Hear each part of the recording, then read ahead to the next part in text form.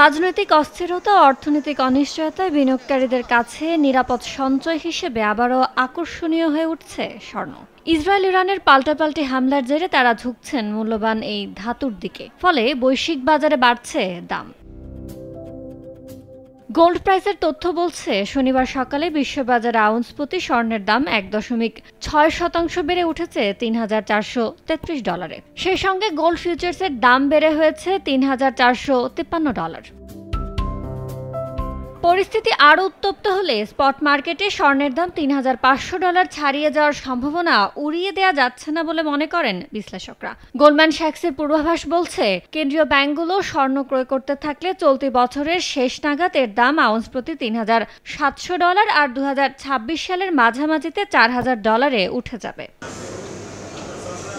এদিকে দেশের বাজারেও বেড়েছে স্বর্ণের দাম।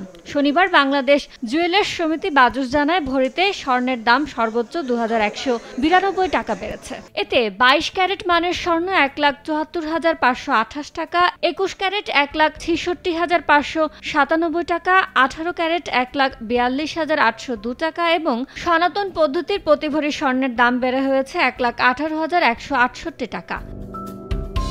ইয়ানুর শিফাত, সময় সংবাদ।